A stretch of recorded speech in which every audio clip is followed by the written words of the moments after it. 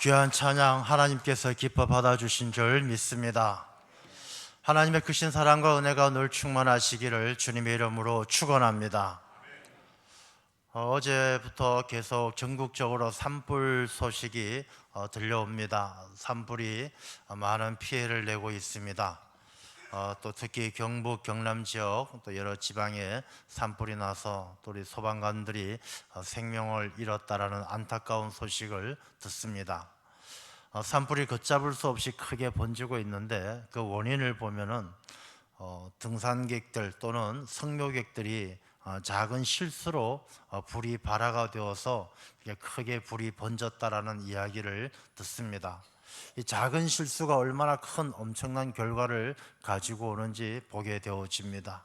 우리가 성경 말씀에도 그런 비유의 말씀들이 여러 있지만 우리가 작은 일에 대해서 우리가 함부로 하거나 또 작은 일을 소홀히 하면은 예상치 못한 엄청난 결과를 가지고 오는 것을 보게 되어집니다. 우리가 세상 살아가는 것만 그런 것이 아니라 신앙생활에 있어서도 영적인 삶도 마찬가지입니다. 우리 영적인 삶에 있어서도 작은 것을 소홀히 하다가는 우리가 달란트 비유에도 말씀이 나오지만 한 달란트 받았다고 그걸 땅에 묻어두는 것처럼 우리 작은 것을 소홀히 하는 사람들은 나중에 또 엄청난 결과를 가지고 오는 것을 보게 되어집니다. 신앙생활에도 이 작은 것에 충성하는 자에게 하나님께서 더 큰 것으로 맡기시는 것을 볼 수가 있습니다.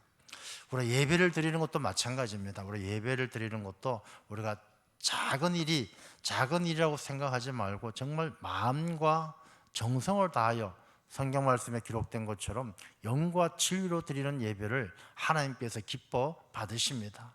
우리 오늘 예배 자리에 나오신 성도님들의 그 영과 진리로 드리는 예배가 하나님께 큰 영광이 되는 놀라운 은혜가 있을 줄로 믿습니다. 그래서 예배를 드릴 때는 우리 하나님의 말씀에도 우리가 사모하는 마음으로 귀를 기울이고, 또 이 말씀은 목사인 제가 여러분에게 드리는 말씀이 아니라 하나님께서 우리에게 주시는 말씀이다라는 믿음으로 들을 때 그 말씀이 여러분에게 힘이 되고 능력이 될 줄로 믿습니다. 우리가 이 사람들이 잘 때 보면은 눈을 뜨고 자는 분들이 어쩌다가 있어요. 제가 고등학교 친구 중에 한 명이 눈을 뜨고 자는 친구가 있었습니다. 근데 눈을 뜨고 자는 친구가 눈을 완전히 확 뜨고 있는 건 아니고 한 80% 정도 뜨고 있어요. 80%. 그래서 하루는 이제 제가 모르고 있는 상황에서 그 친구랑 잠을 잤는데 옆에 친구가 일찍 일어나서 눈을 뜨고 있는 것이죠. 그래서 제가 야 벌써 일어났니? 대답이 없습니다. 그러니까 아무리 이런저런 얘기해도 대답이 없어서 이렇게 보니까 눈 뜨고 자는 사람을 그때 처음 봤습니다. 눈 뜨고 자고 있더라고요. 근데 눈 뜨고 있으면은 그 사람의 이 망막에는 이 사물이 맺혀서 눈에는 보인다고 합니다. 눈에는 보이지만 그 뇌가 잠들어 있기 때문에 뇌가 잠들어 있으므로 그 보여지는 사물을 인식하지 못한다는 것이죠. 여러분, 우리가 예배 드리는 것도 마찬가지입니다. 예수님께서 가끔 이 성경 말씀을 보면 들을 귀 있는 자는 들을지어다 이런 말씀을 하시는데, 이 들을 귀라는 것은 사람은 귀가 있으면 다 들려요. 이게 소리라는 것은 공기의 진동을 통해서 고막에 전달되기 때문에 듣고 싶든 듣기 싫든 간에 다 들리게 되어 있죠. 근데 이 들을 귀가 없는 사람은 소리는 들리지만 뇌가 잠들어 있는 것이죠. 눈은 뜨고 있지만 잠들어 있는 사람은 무엇을 보는지 깨닫지 못하는 것입니다. 우리가 영적 생활에 있어서도 우리가 깨어 있지 않으면 아무리 보고 아무리 들어도 내 삶이 달라지지 않습니다. 우리가 신앙생활을 30년, 40년 하면서도 수천 번, 수만 번 하나님의 말씀을 듣고 성경책을 읽어도 우리가 내 삶에 변화가 없다라면 내가 보고 들어도 내 영혼이 잠들어 있기 때문이다라는 것입니다. 그래서 우리가 이 사순절을 통해서 우리의 잠들어 있는 영혼을 깨우는 그런 은혜의 시간 되어야 할 줄로 믿습니다.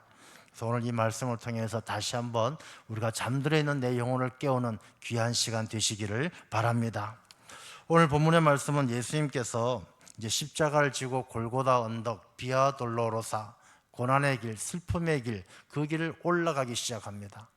지난주에 우리가 빌라도의 법정에서 있었던 이야기들을 함께 나누었습니다. 빌라도의 법정에 수많은 유대인들이 몰려와서 예수님을 십자가에 못 박아라 소리 지릅니다. 빌라도는 바라바를 놓아줄까 예수를 놓아줄까 물었을 때 유대인들은 바라바를 놓아달라고 이야기합니다. 결국 바라바는 자유를 얻게 되어지고 예수님은 십자가에 내어줍니다. 십자가에 못 박히기 위해서 로마의 병사들이 오늘 본문의 말씀처럼 예수님을 끌고 올라갑니다. 자, 예수님은 우리가 오늘 이 시간 영적으로 깨어 있다는 것은 여러분들의 신경이, 여러분들의 마음이 그때 그 자리로 가야 돼요. 예수님께서 십자가를 지고 그 비아 돌로로사, 그 골고다 언덕으로 올라가는 그 길에 우리 모두가 함께 가야 하는 것입니다. 자, 예수님께서 십자가를 지고 가시는 모습이 우리 눈앞에 있습니다. 예수님은 간밤에 붙들려서 채찍에 맞으시고 사람들에게 조롱당하시고 매질당하시고 피투성이가 되시고 아주 초라하고 너무너무 연약한 모습으로 무거운 십자가를 지고 골고다 언덕으로 올라갑니다. 올라가다 몇 걸음 가지 못해서 쓰러지고 그 십자가의 무게는 엄청나서 예수님께서 도저히 지고 갈 수 없는 아주 무거운 십자가입니다. 그러할 때에 오늘 본문의 말씀을 보면 시몬이라는 구레네 사람이 시골에서 오는 것을 붙들어 그에게 십자가를 지워 예수를 따르게 하더라. 예수님께서 십자가를 도저히 질 수 없는 그런 아주 연약한 상황에서 구레네 사람 시몬이 그 십자가를 억지로 대신 지고 갑니다. 우리가 이 구레네 사람 시몬에 대해서는 여러 번 말씀을 들었는데, 이 구레네 사람, 구레네라는 곳은 아프리카 리비아 지역을 이야기합니다. 리비아 지역에 있었던 이 구레네 사람이 어떤 일이 있어서 예루살렘으로 왔다가 이제 예루살렘에서 사형수가 사형당한다는 이야기를 듣고 구경하러 왔다가 아마 붙들린 것 같습니다. 이제 이 구레네 사람 시몬에게 로마의 군병들이 억지로 십자가를 지고 올라가게 하는 것입니다. 우리가 이 억지라는 말을 잠시 우리가 한번 생각해 보려고 합니다. 우리가 사순절을 맞이하면서 경건의 훈련에 힘씁시다 라고 이야기하는데, 훈련이라는 것은 억지로 하는 거예요. 그리고 훈련받는 군인들이 훈련받을 때 재밌어서 좋아서 하는 사람은 없어요. 훈련을 잘 받아야, 억지로라도 받아야 전쟁에 났을 때에 싸움에서, 전쟁에서 이길 수가 있고 살아날 수가 있는 것이죠. 그래서 억지라고 해서 무조건, 요즘의 사람들은 억지라 그러면 다 싫어합니다. 억지로 하는 게 어디 있습니까? 자기가 하고 싶어 해야지. 자기가 하고 싶어 하고 좋아서 해야 되지 억지로 시키는 건 싫습니다. 이렇게 이야기합니다. 이 사람들이 억지로 하는 것을 싫어하는 그 마음의 본성에는 뭐가 있느냐 하면 이기적인 마음이 있어요. 내가 제일이고 내가 소중하고 내 뜻대로 해야 되고. 근데 억지로라도 지고 가는 십자가에서 억지 속에서 우리가 발견해야 될 것은 뭐냐 하면 자기 중심적인 생각이 아니라 억지라는 그 모양 속에서 하나님이 어떤 계획을 가지고 있는가를 우리가 발견할 수 있어야 됩니다. 우리가 억지로라도 해야 되는 그 일들이 하나님께서 이루시는 계획이 담겨 있다는 것입니다. 예수님이 십자가에 못 박혀 죽으셨어요.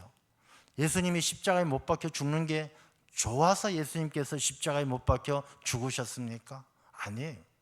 예수님은 성경 말씀에 보면 하나님께 기도하기를 이 잔이 피해갈 수만 있다라면, 내 이 십자가 고통의 잔을 피할 수만 있다라면 지나가게 해달라고 기도하는 거예요.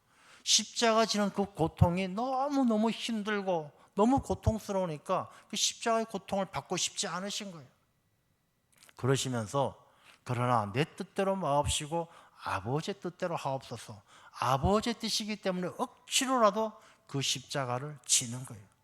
구레네 사람 시몬이 억지로 진 십자가가 아니라 먼저 예수님께서 억지로라도 그 십자가를 지셨다라는 것입니다. 왜?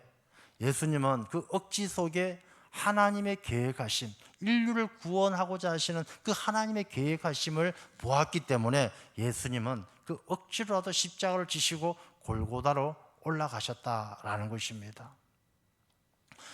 여러분, 우리는 살아가면서 억지로 하는 것을 참 싫어해요. 어떤 목사님이 그런 말씀을 하시더라고요.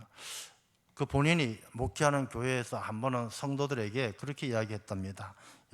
이번 부활절을 맞이해서 여러분들 꼭 좀 헌금을 예전보다 좀 많이 하시고 새벽기도, 고난주간 특별 새벽기도 꼭 나오십시오. 이렇게 이야기를 했더니 어떤 집사님 한 분이 찾아오셔서 목사님에게 그러시더래요. 목사님, 신앙생활을 억지로 하라 그러면 그 누가 하겠습니까? 좀 본인들이 알아서 하게, 자유롭게 하게 좀 놔두시면 좋겠습니다. 그렇게 이야기를 해서 이 목사님이 충격받고 저한테 그런 말씀을 하시는 걸 들었습니다. 여러분, 신앙생활이라는 것은 억지로 하지 않으면 신앙생활을 할 수가 없어요. 자, 예수님께서 뭐라고 말씀하시느냐면 나를 따라오려거든 자기를 부인하고 자기 십자가를 지고 따라오라 말씀하셨어요. 예수님을 따르려거든 라는 말씀은 믿음 생활을 하려면, 신앙생활을 하려면, 우리가 하나님의 백성으로 살아가려면 뜻이죠. 자기를 부인한다는 게 무엇입니까? 자기를 부인한다는 것은 자기 중심적인 이기적인 생각을 내려놓으라는 것이죠. 자기 좋아하는 것, 자기 즐거운 것, 내 하고 싶은 것, 그거 다 하면은 자기를 부인하는 것이 아니죠. 자기를 부인한다는 것은 자기 중심적인 생각을 다 내려놓고 그 억지 속에서 예수님께서 따라오려거든 하는 말씀 속에 예수님을 따르려면 우리가 감당해야 될 자기 중심적인 삶을 내려놓고 그 가운데 하나님의 계획과 하나님의 뜻이 어디 있는지 발견하는 사람이 자기를 부인하고 억지로라도 자기 십자가를 지고 가는 사람이 예수님을 따를 수 있다는 것입니다. 우리가 사순절을 맞이하면서 하나님의 말씀을 묵상합시다, 기도합시다. 목사님, 하고 싶을 때 하지요. 훈련이 안 되는 것입니다. 우리가 억지로라도 감당할 때 그 억지 속에서 하나님은 우리를 더 가까이 하나님께로 부르시는 것이고 우리가 예수님을 닮아갈 수 있는 그런 은혜가 우리에게 주어진다라는 것입니다. 우리가 개인의 삶에서만 그런 것도 아니고 교회도 마찬가지예요. 이 교회라는 것은 예수 그리스도의 몸이잖아요. 예수 그리스도의 몸입니다. 이 교회는 예수 그리스도의 몸이고 교회의 머리가 예수 그리스도입니다. 예수님께서 교회의 머리가 되셔서 이 교회를 예수님께서 끌어가실 때, 예수님께서 교회를 이끌어 가실 때 우리 모든 성도님들은 억지로라도 주님께서 우리에게 맡겨주신 일들을 감당해야 돼요. 제가 코로나가 지나고 나서 한 4, 5년 정도 우리 교회에서는 구역 예배가 잘 이루어지지 않았습니다.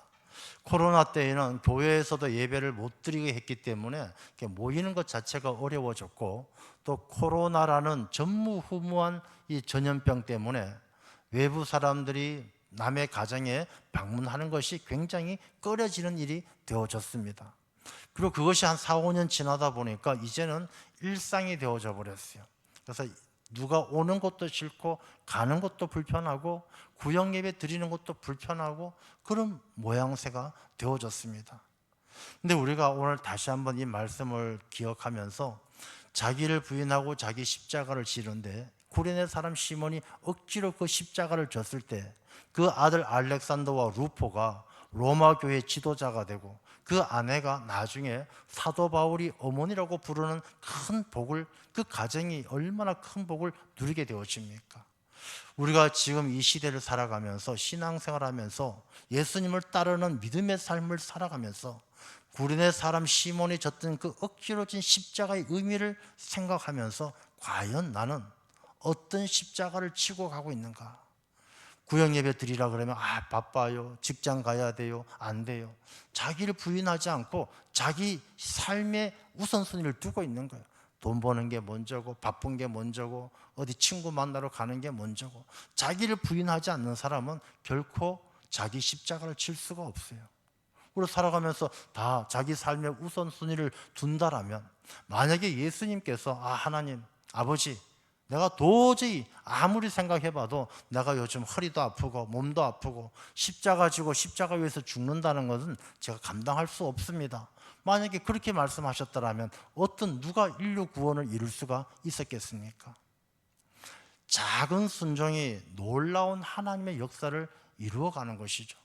여러분의 가정이 복되기를 원하시고 여러분의 자녀가 잘 되기를 원하신다면 구레네 사람 시몬이 억지로 진 그 십자가 때문에 자녀가 복받고 그 가정이 복받은 것처럼 우리가 져야 될, 억지로라도 져야 될 십자가가 우리에게 있다라는 것입니다.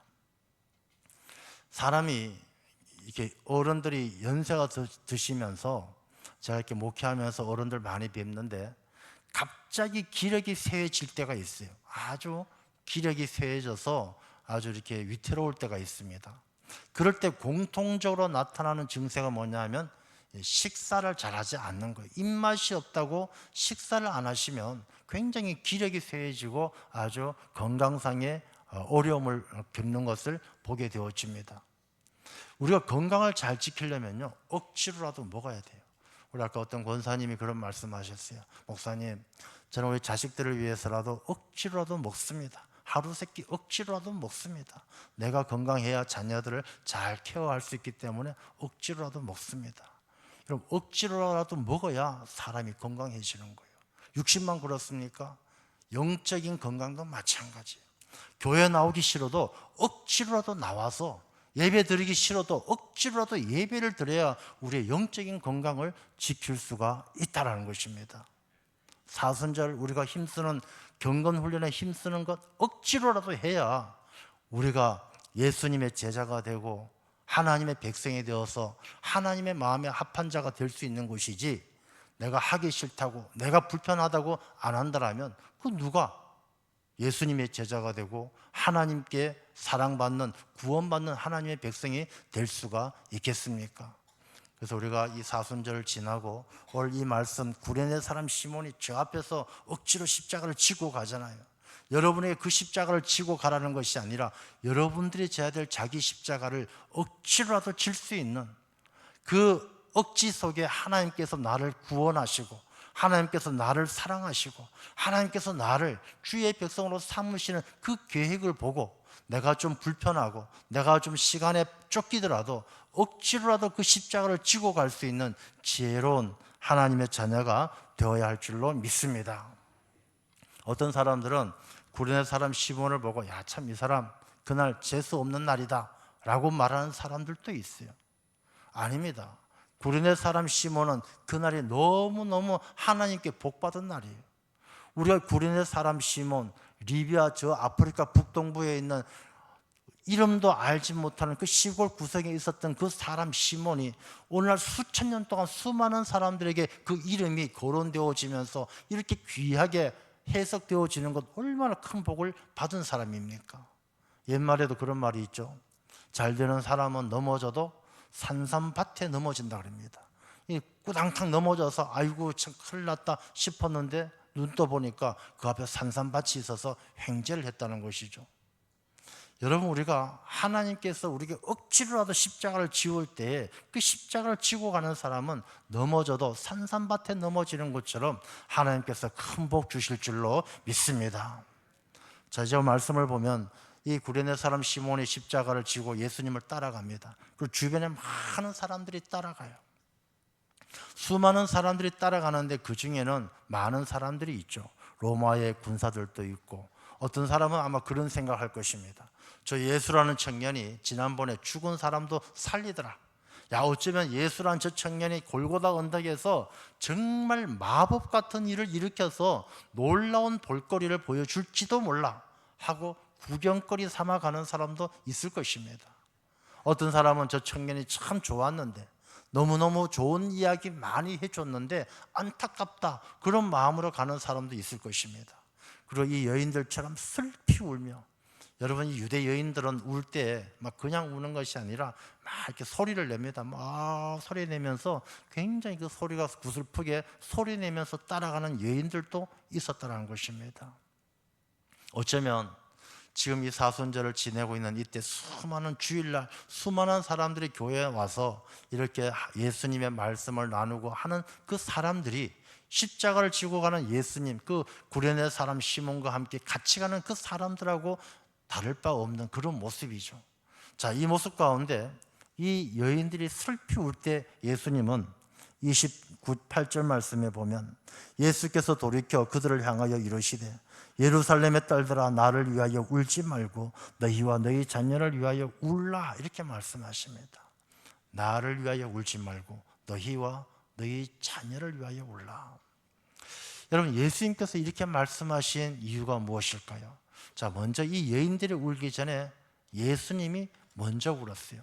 누가복음의 말씀입니다. 누가복음의 19장 41절 말씀을 한번 같이 읽겠습니다.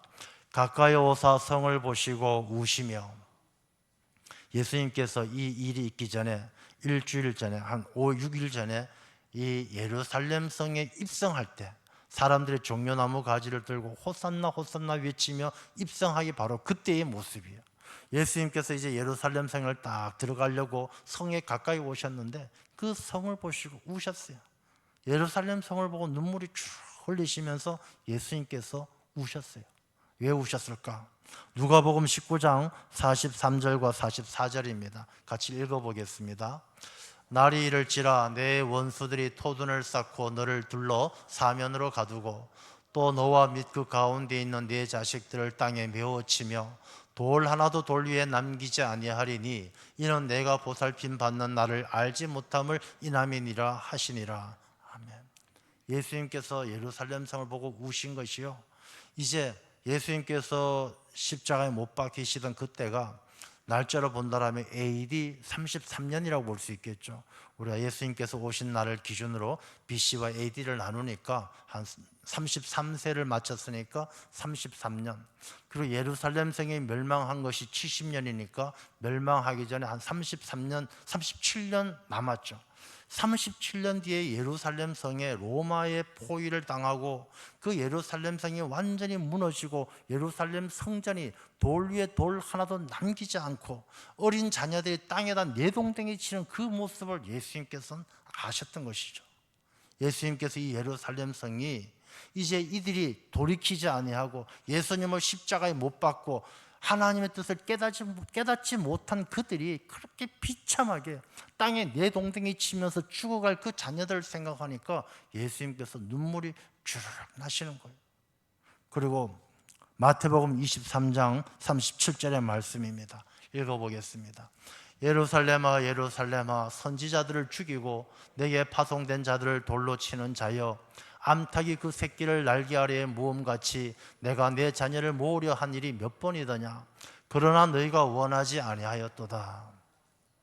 예수님께서 생각하기를 그 자녀들이 땅에 내동댕이 치며 죽어갈 것을 생각하니까 너무너무 가슴이 아픈데, 그때 예수님께서 내가 너희들을 암탉이 새끼들을 모으는 것 같이 너희 자녀들을 하나님의 품으로 돌아오게 하려고 그렇게 애를 썼건만, 그렇게 눈물 흘리며 고민했건만 돌아오지 않는 그 자녀들을 생각하니까 예수님께서 우셨던 거예요.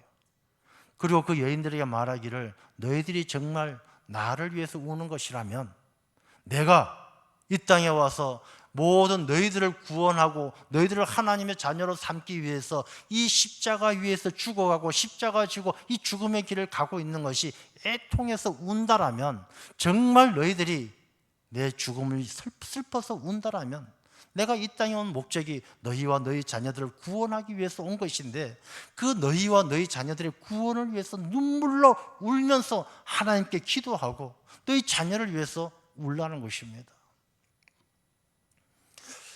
우리가 신앙생활 하면서 자녀들을 위해서 울어본 적이 언제인지 한번 생각해 보시기 바랍니다. 저도 돌아보면요, 우리가 아이들이 어렸을 땐 자녀들을 위해서 눈물로 기도했던 시간들이 많았어요. 하나님, 우리 자녀들 건강하게 자라게 해주십시오. 우리 자녀 지혜롭게 해주시고 좋은 사람 되게 하시고 좋은 대학 가게 하시고 건강하게 자라나서 좋은 일꾼 되게 하시고 좋은 가정 이루게 해주시고 그렇게 눈물로 기도했습니다. 근데 어느 정도 세월이 지나고 자녀들이 성인이 되고 세월이 지나다 보니까 이 자녀들이 하나님을 멀리하고 하나님을 떠나는 자녀들이 하나둘 생겨나기 시작합니다. 우리가 자녀들이 성공하고 좋은 가정 이루고 돈 잘 벌고 이런 일들은 눈물 흘리며 기도했는데 언제부터인가 우리 자녀들이 하나님의 자녀가 되고 구원받는 백성이 되기 위해서 흘리던 눈물들이 뚝 끊어지는 거예요. 그냥 아이고 하나님 뭐 언젠가는 하나님께서 알아서 하시겠죠. 저 아이가 모태신앙이었으니까 언젠가는 돌아오겠지요. 하나님께서 언젠간 부르시겠지요. 그래 놓고 이제는 자녀를 위한 눈물이 뚝 끊어졌어요. 예수님께서 너희와 너희 자녀를 위해서 울라 하신 그 말씀이 우리 마음에 깊이 새겨져야 돼요. 그냥 우리가 예수님께서 이스라엘 예루살렘 백성들에게 한 이야기가 아니라 예수님을 믿고 따르는 오늘날 우리에게 하시는 말씀이에요. 우리가 2025년 우리 교단의 표어가 성령의 능력으로 부흥하는 교회예요. 저는 목사님들하고도 그런 얘기를 좀 나눈 적이 있습니다만 저는 그렇게 생각해요. 한국 교회가 다 고령화되어졌다, 나이가 들었다, 젊은이가 없다. 그래서 젊은이를 전도해야 된다. 여러분, 젊은이 전도하기 전에 우리의 자녀들부터 하나님께로 돌아와야 될 줄로 믿습니다. 우리 교회뿐만 아니라 한국 교회가 정말 자녀를 위해서 눈물 흘리고 기도하여 그 자녀들의 마음이 성령의 바람이 불고 그들의 자녀가 하나님께로 돌아오기만 해도요, 이렇게 한국교회가 미래가 암울하거나 한국교회가 늙었다는 이야기 듣지 않는다는 것입니다. 많은 사람들이 자기 자녀를 위해서 흘리던 눈물이 끊어진 것이, 내 자녀를 위해서 흘리던 내 눈물이 끊어진 것이 한국교회에 이 어려움을 당하게 된 근본적인 원인이다라는 것입니다. 저는 성령의 능력으로 부흥하는 교회가 우리가 자녀를 위해서 흘리는 눈물에서부터 시작될 줄로 믿습니다. 어떤 신학자가 그런 이야기를 했습니다. 예수 그리스도를 알지 못하는 사람, 믿음이 없는 사람을 위해서 눈물을 흘릴 줄 모르는 사람이라면 믿음이 없는 사람하고 다를 바가 없다고 그랬어요. 믿음이 없고 예수님을 알지 못하는 자녀를 위해서 눈물을 흘릴 줄 모르는 사람이 어디 가서 전도를 하고 어디 가서 복음을 전할 수 있겠습니까? 자기 자녀를 위해서 눈물을 흘리고 자녀에게 복음을 전하지 못하는 사람이 어디 가서 눈물도 없이 그냥 해맑은 미소로 누군가에게 예수 믿으세요라고 이야기하면 장난같이, 기적같이, 마법같이 그렇게 전도가 되겠습니까? 우리가 전도하는 것은 내 자녀를 위해서 흘리는 눈물에서부터 시작되어야 할 줄로 믿습니다. 여러분, 다윗은요, 이 다윗이라는 인물은 얼마나 위대한 왕입니까? 하나님께서 귀하게 보셨어요. 근데 다윗이 마음대로 하지 못했던 게 자식 문제예요. 이 다윗은 자식들이 많았는데 그 중에 이 10손가락 깨물어서 안 아픈 손가락은 없지만 좀 더 아프고 덜 아픈 손가락은 있어요. 엄지는 좀 덜 아픈 것 같고 새끼손가락은 더 아픈 것 같은데 이 다윗이 가장 아픈 손가락이 압살롬이었어요. 압살롬은 이 다윗의 아들 중에서 제일 인물이 좋았던 인물이 압살롬인데 그 자기 다 배다른 형제들이 많았잖아요.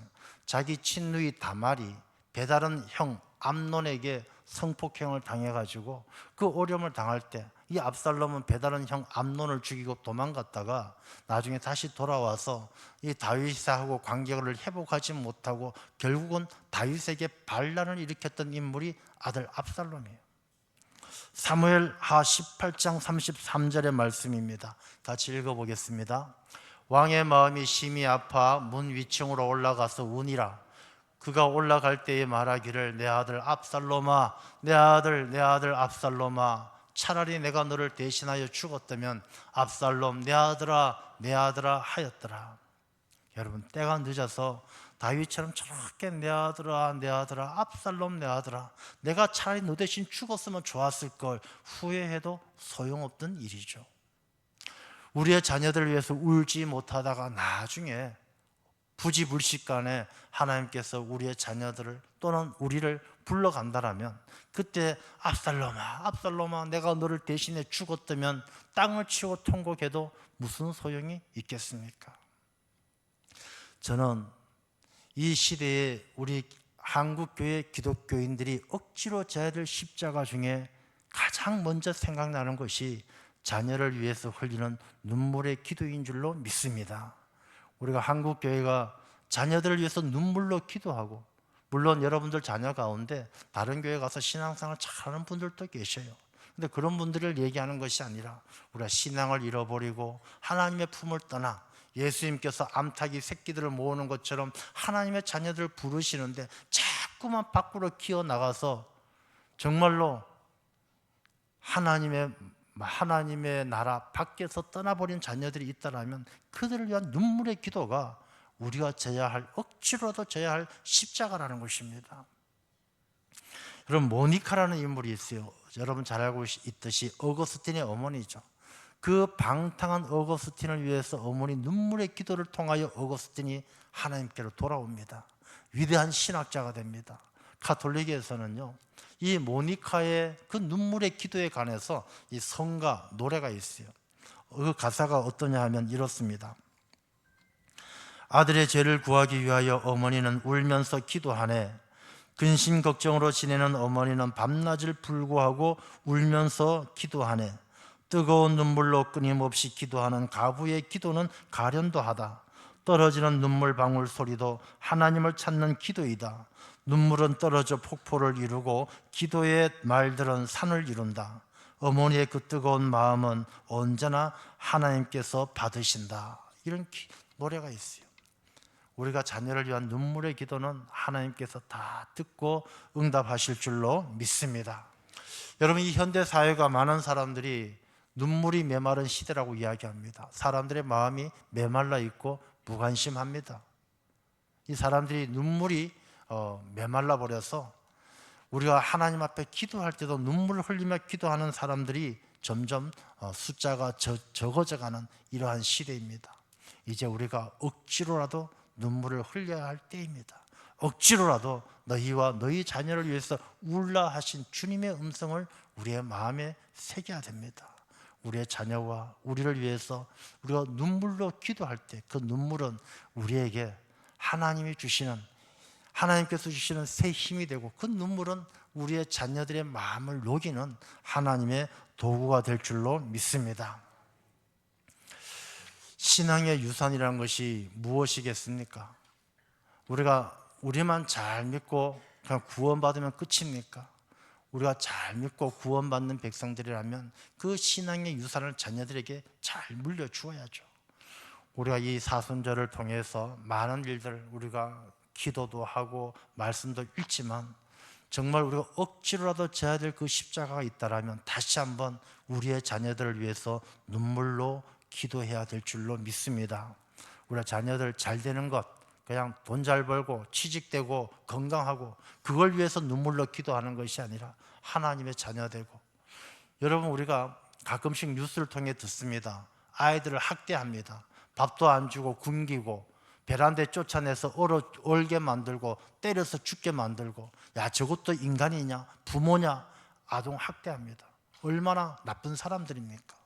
근데 여러분, 육신의 학대만 학대입니까?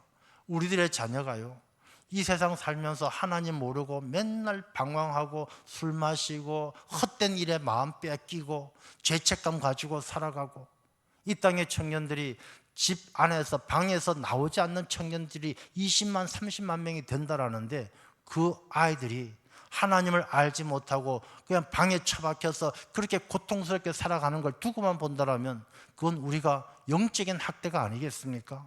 그들을 위해서 눈물로 기도하지 않고 그들에게 예수 그리스도의 복음을 전하지 않는다라면 그게 우리가 그 자녀들을 영적으로 학대하는 거 아니겠습니까? 자녀들 구원받지 못하도록 그냥 둔다라면 그게 학대가 아니겠습니까? 우리가 자녀들이 하나님께로 돌아올 수 있도록 눈물로 기도하는, 하나님 아버지 감사합니다.